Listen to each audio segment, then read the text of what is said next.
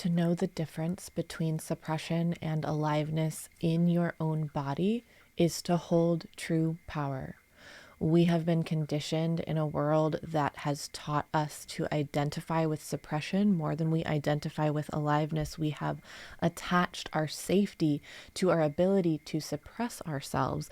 And through that safety mechanism, through our belief that safety is suppression, we also suppress others because we expect a rigid expression of the human experience when we are in community in ways that is actually limiting our ability to come alive. We should all be holding aliveness as a moral imperative right now because our ability to nurture and foster our own aliveness. And I want to define aliveness here. Aliveness is the ability to let the energy of your natural experience move through you. I am a psychic and somatic educator, and I work a lot with people around their ancestry and where that energy has gotten stuck in their lived experience because they identify with it, because they think that the shame and the pain and the judgment is something that's theirs to hold. And in most instances, they suppress it because on a logical level, they know that that is not who they want to identify as, that is not who they want to express as. So they hold it within themselves and it gets stuck somatically. It becomes tension in the body. Bodies that are alive are not tense. Bodies that are alive are flowing and free. But we were conditioned in a world that taught you to be polite and obedient instead of to be loud and embodied. And in my opinion, what that has done is created a collective of humans who can't take action, who are so used to their own oppression, their own internalized oppression, that we shut down. We don't even know we're shut down. We're so conditioned to, I see this a lot in my work, we're so conditioned to shut down that we can, in our minds, think that we are not shut down, but in our bodies, we are disconnected. And this is the opposite of aliveness. Aliveness being the ability to let your energy move freely through you, the ability to express that movement in real time, the ability to speak your truth even when there is fear of judgment or shame, because you can hold the fear and the judgment and the shame without letting it completely disconnect you from yourself. We have to be able to hold these things if we're going to come alive again, because the reality is we have been so controlled by the fear and the judgment and the shame that runs this human collective. We believe that the threat of those energies and the imagined possibility of what will happen if someone judges us, or what will happen if we have to feel our shame, the imagined pain of that possibility is louder than the possibility of what it would look like to come alive as a human collective. And that is so detrimental. That is why so many people are sick. That is why we see all this injustice in the world and we don't do anything to stop it, because we are frozen. We are in a state of chronic freeze and shutdown as a human collective. The more that you share your aliveness, the more that you inspire aliveness in the world.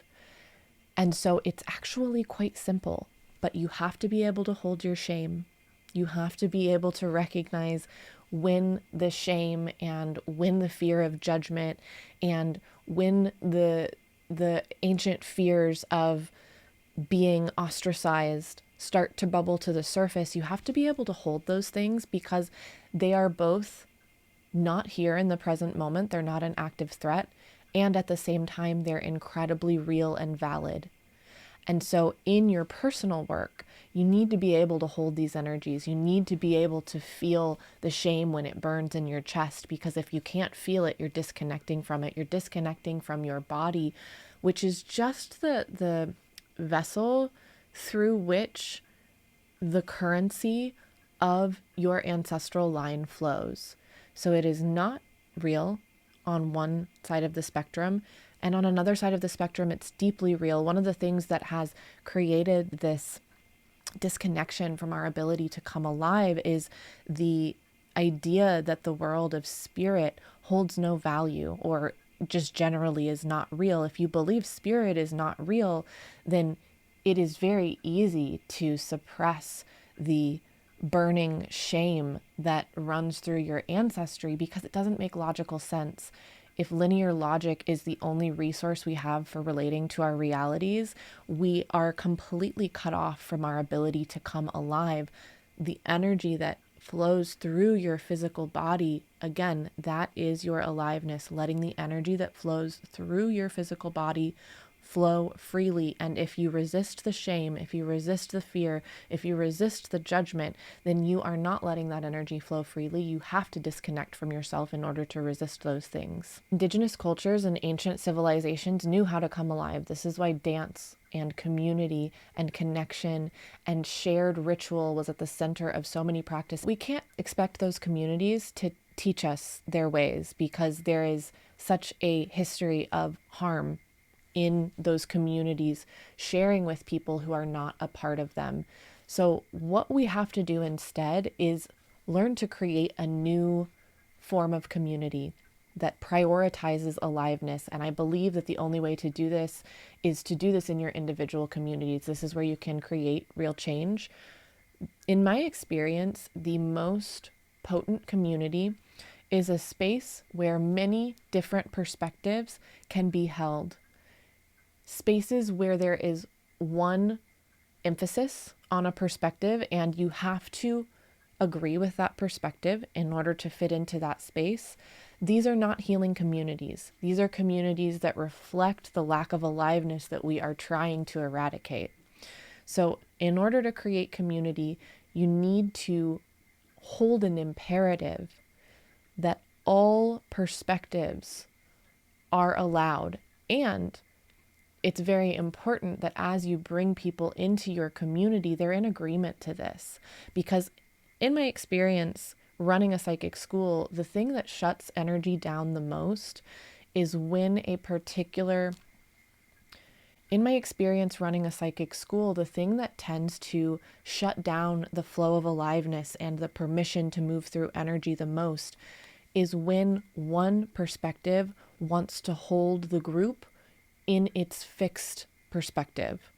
When there is a limit on the ability to share in all the perspectives, and in that sharing for every perspective to be witnessed and to be valid and to be held with care. When there's a lack of that care in these differing perspectives, the freedom and permission for aliveness to exist in a community diminishes. In order to create communities where aliveness is allowed, there has to be freedom of perspective, which means when perspectives conflict, what do? This is a big piece of what you are going to want to consider as you build community, as you build shared spaces. When there is that conflicting perspective, how do you navigate that? How do you hold one another? How do you witness another person in a differing perspective, perhaps even in a conflicting perspective, without making them wrong? What I have learned and what I think in answer to that is that we have to be able to hold the emotional response within ourselves when our beliefs are challenged. And this dynamic of not being able to have your beliefs challenged, to have your mind opened, to consider things that exist outside of what you know to be true is again at the core of where we lose our sense of aliveness. Because in reality, belief is a very shallow concept. Belief is, again, something that exists in the mind, and aliveness does not come from the mind, it comes from the body. What is more expanded and alive than belief is your experience, which is through your felt sense. What do you experience in any given moment? And what you will often find when you start to think about experience instead of belief is that when someone has a conflicting opinion or perspective to the one that you hold, your body starts to shut down. Your body starts to collapse under the weight of the burden of the lineage of your ancestry, and where there was not safety and community. We have been so removed from safety and community that we now see each other as a threat. And in that space is where hatred breeds, but it's also where we lose our aliveness. Learn to see one another through an expanded perspective. I believe the best way to do this is getting into the body and letting the body be felt without needing to define it, without needing to shut it down because what you're feeling is uncomfortable or does not make any sense. There's a quote that is shared in the book My Grandmother's Hands that says, if it's hysterical, it's historical. And I think that that perfectly encompasses the point that I'm trying to make here.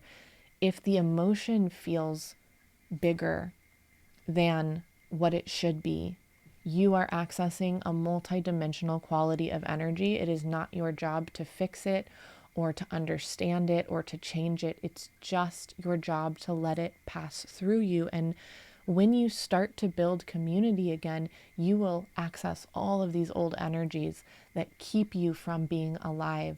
But it's together that we're going to come alive again. And it's through our ability to see one another coming alive that we remember we even have the ability to be alive. We have forgotten that aliveness is an option. And we're at a point in human consciousness where we have to remember. If you resonated with this video, I have weekly somatic classes that you can join. I also have a mentorship program where we can explore in depth your psychic and somatic ancestry. And I teach group psychic development classes. You can check out everything at the links on my page or something. oliviarae.love is my website, so you can find everything there.